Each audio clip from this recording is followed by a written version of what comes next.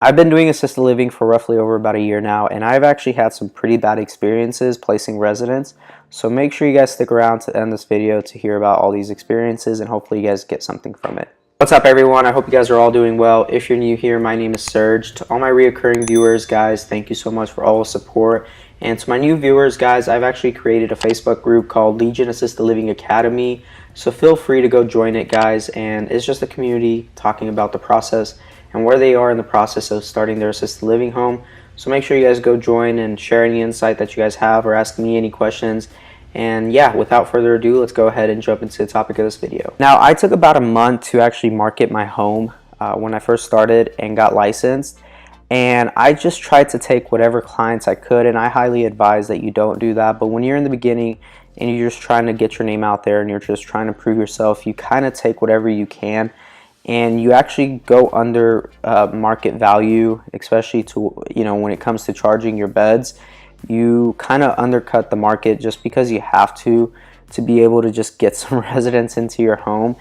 And the very first client that I actually ever got was a 300-pound bedbound client who was on hospice, which the hospice that I worked with that client was the very first hospice that I worked with, and they were great. This client, not only did she have a higher level of care, but she had a very interesting family dynamic. Her ex-husband and his friend were just different mentally, and they were also smokers, and they would just come and hang out at the house literally whenever they wanted. And they would just come and they'll sit down and they would try to like snack on things and try to, they were just kind of a bit, obnoxious in that sense. And it just really was something that I just had to put my foot down and have that tough conversation of saying, hey guys, you cannot just come in here and do whatever you guys want. And that's just part of it, guys. When you first start out, you don't know what to expect, and you end up working with families that are just kind of different. And that's just part of the business, guys. And that's why I also tell you guys and advise you guys to vet the family if possible. Try to meet the family. Try to meet the people that will come and visit them, because they're ultimately going to make your guys' lives harder or easier. And in this instance, they actually made my life a lot harder, because I would constantly have to remind them and talk to them and try to, come to an agreement with them about everything. And then they would go sit in the room and they would just make a mess, and they would just bring like fast food all the time. And it was just one of those situations where you don't want to be in with the family, and you want to be pretty straightforward and put your foot down. And me being a beginner, I didn't have the courage to do that. And I had to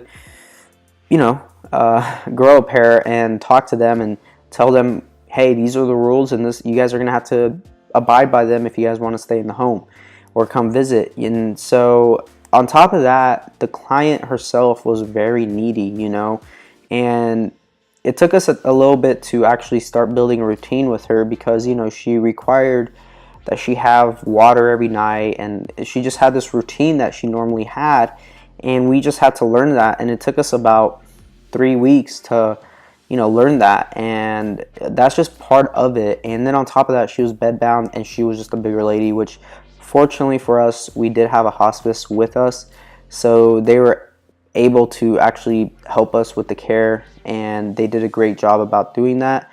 And then that was just part of the process, and hopefully you guys can learn from that. And just remember, guys, always vet the families, always just try to do your best. But I know, and I understand, I've been there, I know what it's like. Now, moving on, every placement after that was pretty good overall. I had another respite stay, which that was a really good situation. But the one situation that really ruined a relationship between myself and another placement agent was the situation where he contacted me about a lead and had told me her situation, and then never brought her up again.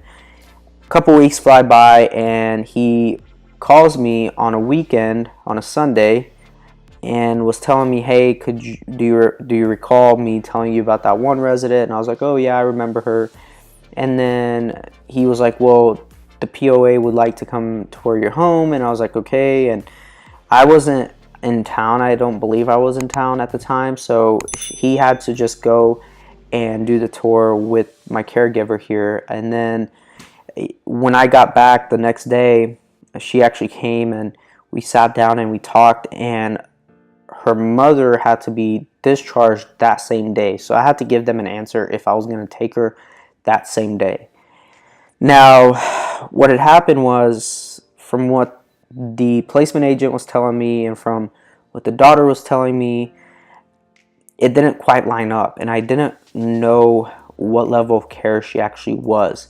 So I went into my assessment, which was not very thorough. It was just, I looked at her, I saw that she had a catheter bag, which isn't an issue usually, but I wasn't aware of that. They didn't tell me that. Also, they didn't tell me that she was a two-person assist, and I also wasn't aware that she was pretty much dying. And I tried to talk to the nurse, but things were just really rushed. They were like, we need an answer, we need an answer, and I was kind of feeling pressured from a lot of angles. And normally I usually follow my gut, and I usually say no when things are being rushed and things are kind of being forced on me, which I tried to do in this situation, but it was one of those things where I was just bullied into having to take her. And what I mean by that, when I called the placement agent to tell him, hey, I can't take her, she just seems to have a higher level of care than I can provide right now, and I don't have the staff for her. He was like, how could you do this? Why would you do this to them? They're getting discharged today. Like, this is messed up.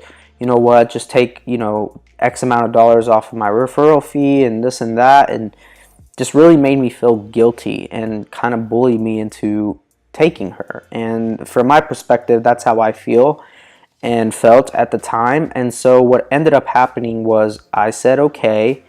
And when I said okay, she ended up moving into my home. And literally that whole day and that whole night, the daughter texted me constantly saying, hey, my mother doesn't have her water. Hey, this and that. Just constantly bombarding my phone. And just the client, not only was the daughter like that, but the client was also very, very needy as well.